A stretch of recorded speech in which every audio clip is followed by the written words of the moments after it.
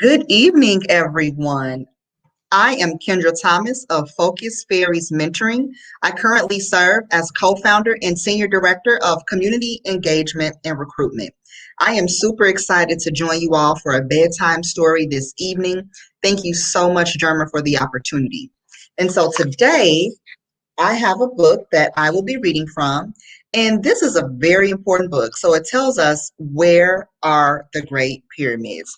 So I hope you all enjoy the story this evening. So, where are the Great Pyramids? The Great Pyramids of Egypt are the most famous buildings in the world. They stand outside Cairo, the capital and biggest city in Egypt. Almost everybody has seen a picture of them. They are also among the world's largest buildings, the oldest buildings still standing, and the most closely studied buildings. In ancient times, they were one of the seven wonders of the world. Today, all of those wonders have disappeared except the pyramids. The pyramids were not built for people to live in. They were tombs for the pharaohs, the rulers of Egypt. Pharaohs were the link between the Egyptian people and their gods.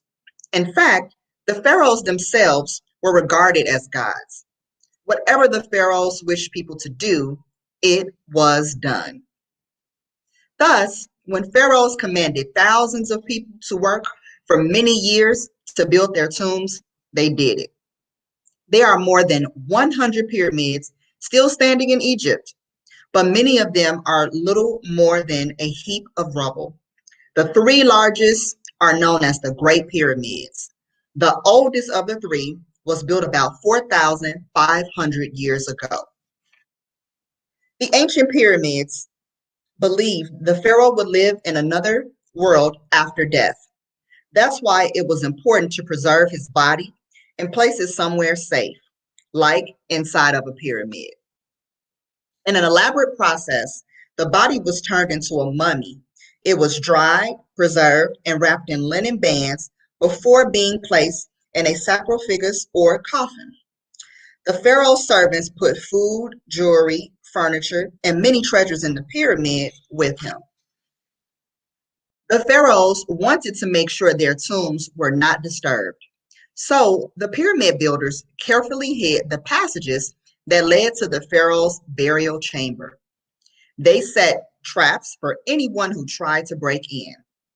Even so, tomb robbers managed to get inside and steal treasures.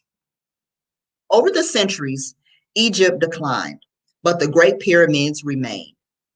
When later visitors arrived, they were astonished by what they saw. No one had seen anything like the pyramids. A Greek known as Herodotus arrived in Egypt in the 5th century BC. The pyramids were already thousands of years old then. Like so many others, he asked, who could have built these pyramids? How did they do it? Today, scientists still seeking the answers to such questions. We know more than Herodotus did. Yet, unsolved mysteries remain. Today's scientists are making new discoveries, but the pyramids still hold many secrets. So now we're going to talk about the great gift of the Nile. It took a rich and powerful country to build the Great Pyramids. Egypt was rich because of its location along the Nile River. Herodotus called Egypt the gift of the Nile, and he was right. The Nile's greatest gift was the dark, fertile soil it brought to Egypt every year when it flooded. In some countries, farmers are afraid of floods, but in Egypt, the flood left behind a new covering of fresh soil. The soil deposited by the Nile was called Kemet, the Black Land. The Kemet was only about 13 miles wide. Beyond that, on both sides, was the Red Land, which was desert. Nearly all Egyptians lived in the Black Land, growing wheat and barley. These grains were stored for use all year round. The Red Land was a barrier that protected Egypt from outside invaders. In the north, the Nile divides into many branches, so the land is swampy. Enemies could not cross that land either, so Egypt was safe from foreign conquerors for many centuries. Without the Nile, workers could not have brought massive stones to the building sites of the pyramids. Roads built on sand could not carry such heavy loads, but boats and rafts could. Egypt also had a strong government with one person at the top, the pharaoh. This kind of government was necessary to carry out such immense projects as building a pyramid. Originally, there were two communities along the Nile. One called Upper Egypt was in the south. That sounds confusing, but on our maps here, as you can see, south is always on the lower part of the map. So you'll see Upper Egypt here and Lower Egypt here.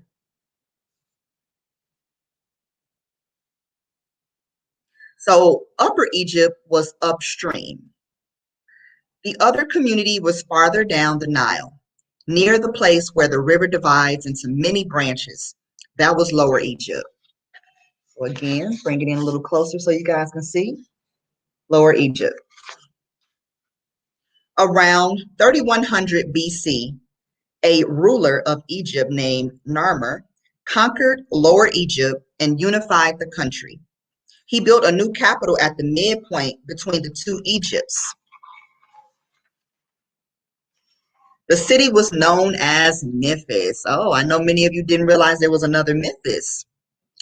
And about 30,000 people lived there.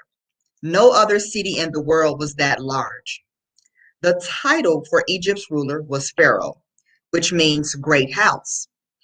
At his coronation, he was named King of Upper and Lower Egypt. A double crown was placed on his head. At his death, a son or other family member took his place. It was the pharaoh's duty to keep Egypt prosperous. He guarded Egypt even after his death. That was why the Egyptians went to such great lengths to preserve his body. The pharaohs were at the top of a society shaped like a pyramid. Below them were the royal family and officials. Then came wealthy landowners, scribes, craftsmen, artists, farmers, and slaves. Scribes were important because they learned the complicated Egyptian writings called hieroglyphs. The largest number of people were peasants who grew food and also worked on the pyramids. Because the farms were so fertile, many workers could spend their time pyramid building. So now we're going into chapter 2, from mud to stone. The history of Egypt is divided into dynasties, the times when a particular family ruled the country. In all, there were 31 dynasties. Wow. Divided into three groups called the Old Kingdom, the Middle Kingdom, and the New Kingdom. From the very first dynasty, the pharaohs were concerned with their tombs. In the beginning, pharaohs were buried in a place called Abydos, west of the Nile. The tombs were underground chambers carved from rock. Over time, the tombs became larger and grander. They were lined with bricks made from mud and surrounded by smaller tombs. These may have contained the bodies of servants who had been sacrificed to serve their ruler in the afterlife. The royal tombs began to be topped with mud brick buildings. These were platforms with sloping sides. They were about 30 feet high and had doorways that led to the burial chamber. Secret chambers held burial goods. One of the largest of these early tombs held the body of a woman named Merenith. She was the wife of a pharaoh named Dejet. When Dejet died, their son Den was too young to rule, so Merenith carried out his duties. Some scientists think she was a pharaoh. Her tomb is located close to the tombs of male pharaohs. If Merenith was a pharaoh, she would be the world's earliest known female ruler. The first pharaoh of the third dynasty was named Djoser. He appointed many skilled people to important posts. One was a scholar named Imhotep. He designed a new kind of tomb that would show Djoser's power. It began with a mastaba made of stone, not mud brick. On top of that was a second smaller mastaba. Four more mastabas followed, each one smaller than the previous one. The result was a step pyramid. Located in Saqqara, across the Nile from Memphis, the step pyramid can be still seen today. Wow, that's amazing. It was the first large building made from stone. Like all the pyramids, it was west of the Nile. That was the direction of the setting sun, where ancient Egyptians believed the afterlife was. And it was built to last. In 1924, an archaeologist named Cecil Firth was exploring the inside of the step pyramid. He discovered a sealed room with no door, but two small holes at eye level. When Firth looked inside, he found himself staring at a seated statue of the pharaoh Djoser. He was wearing a striped head dress. The eye sockets of the statue had originally been filled with crystal balls. Though they were empty now, Firth was staring into the face of a man who had lived 4,500 years ago. Some of the pyramids that followed the Djosers were not successful. The pharaoh Senufru ruled for a long time. Most experts say 24 years. He tried three times to build pyramids. At least one collapsed.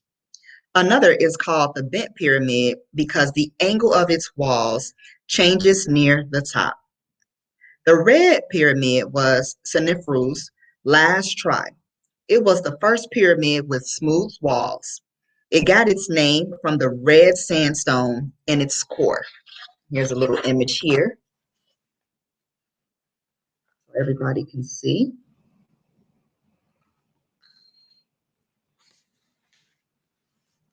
Originally, white limestone covered the red sandstone core, making the sides smooth. But most of the limestone was later removed from other building projects. The Red Pyramid is popular with tourists today because people can walk through its many corridors. Some scientists think Senufru's burial chamber, somewhere inside, has yet to be discovered. All right, now we're going into chapter 3, the Great Pyramids of Giza. Khufu was the pharaoh who followed Senufru. He created the first of the three Great Pyramids of Giza. These are the ones most often seen in photographs of Egypt. They are among the greatest construction projects in all of history. They were the mammoth tombs of Khufu and the pharaohs who came after him, Khafre and Menkaure. All three were built during the fourth dynasty. They are located on the Giza Plateau just outside modern Cairo. The Great Pyramids were originally even more spectacular than they are now. So here's a little image here so you guys can see how massive and beautiful they were. They were covered with smooth white limestone. At the top of each was a pyramid-shaped cap called a pyramidion. It was covered with gold. Scientists think the pyramid shape was designed to resemble the rays of sun. Ra, the sun god, was the chief god of the Egyptians. The core of each pyramid was granite and sandstone that came from far to the south around Aswan. Most of the white limestone was later stripped off and used for other buildings. So the core is the part that we see today. The pyramids did not stand alone. They were part of a group of buildings that included a temple. Here, offerings of food and drink were presented daily for the dead pharaoh. Egyptians believed his needs in death were the same as in life. Smaller pyramids and mastabas were created nearby for royalty, relatives, and high officials. The Pyramid of Khufu is 481 feet high. It was the largest stone building on Earth and remained the tallest for almost 4,000 years. Khufu had a large family and he put his nephew, Hemenu, in charge of building his pyramid. Hemenu's tomb is near Khufu's pyramid. The granite for building Khufu's pyramid needed to be brought from hundreds of miles away. The only way to transport it was along the Nile in strong boats. But Egypt didn't have many trees for building boats. So Khufu sent people to the city of Bybalos in today's Lebanon. The Egyptians were able to buy strong cedar trees there. They built ships with the cedar. Two of the ships were buried near Khufu's pyramid. The second Great Pyramid was intended for Khafre, Khufu's son. Herodotus says that Khafre was a cruel ruler. Khafre wanted his pyramid to be larger than his father's.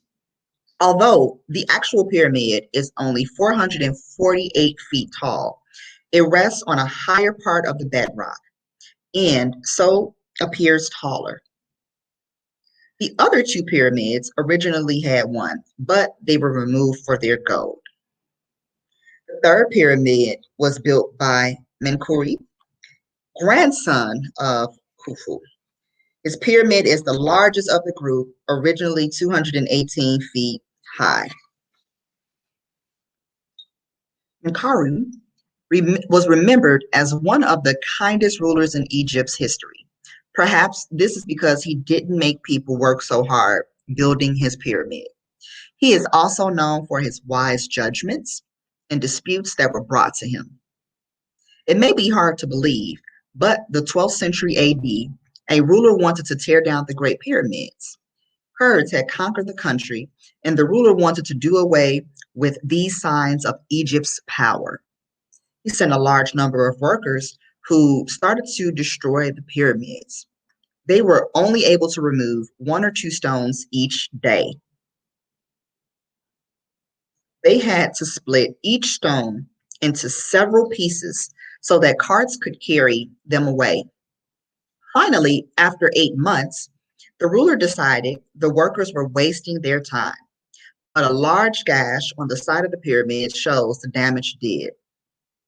Guarding the plateau of Giza is the largest statue in the world, with the body of a lion and the face of a man. It is known as the Sphinx. Between the Sphinx's paws is a stela or stone slab put up by a later pharaoh. The stela says that the pharaoh had been hunting in Giza and fell asleep. A god came to him in a dream and commanded him to clear the sand that had covered the Sphinx.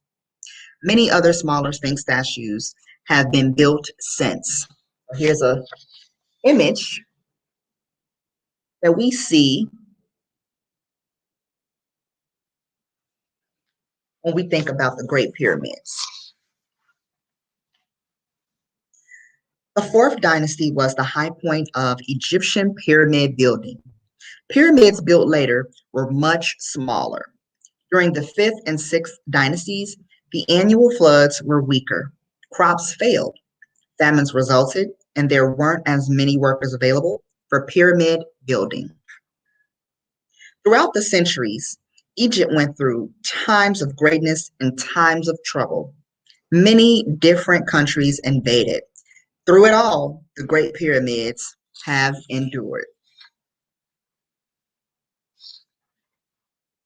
All right, so we're going into chapter 4. And this chapter will talk more about building the pyramids. How was it possible for the Egyptians to build the immense pyramids? Khufu's pyramid alone consists of 2.3 million stone blocks. The average one weighs 2.5 tons. about as much as a small pickup truck. But some stones used for the pharaoh's burial chamber weigh as much as 80 tons. A modern 18-wheeler truck can only carry a load about one-fourth that heavy, and the Egyptians moved these stones with human power alone. How did they do it? The honest answer is nobody really knows, but scientists have made some guesses. Workers must have cut the stones from quarries on the opposite side of the Nile, or farther away at Aswan in the south. The workers probably used copper chisels, although none had been found in the quarries. So another way of splitting the stones has been suggested. This was to drive pieces of wood into cracks in the stone. Then water was poured into the cracks. When the wood swelled up, the stone would break. Each pharaoh probably chose a spot for his own pyramid. The ground had to be smooth and level. A pyramid rests on a square base and has four sides. Each corner points to a direction of the compass. The most amazing thing about the pyramids was moving the huge stones. First, they had to be brought down the Nile on wooden boats made from the cedar that came from Lebanon.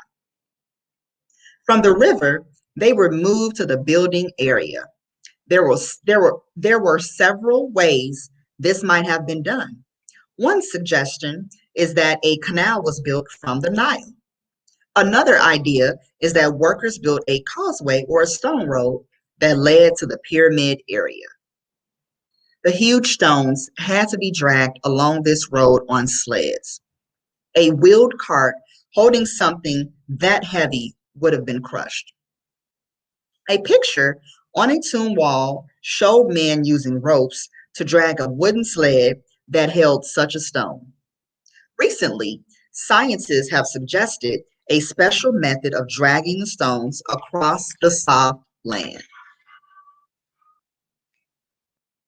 Once the stones reached the building site, a new problem arose: how to move them up the side of the pyramid. Using ramps made of stone or wood seems like the only possible answer. A modern engineering company showed that 2.5-ton concrete blocks could be dragged up a ramp by 18 men at a rate of about 20 yards per minute. That raises two questions. How long would the job take, and how many workers would be needed? The ancient Greek historian Herodotus thought thousands of slaves built the pyramids, but modern scientists doubt that slaves were used. They have found the remains of workers' settlements. So, just a little image here, illustration. You guys can see the steepness.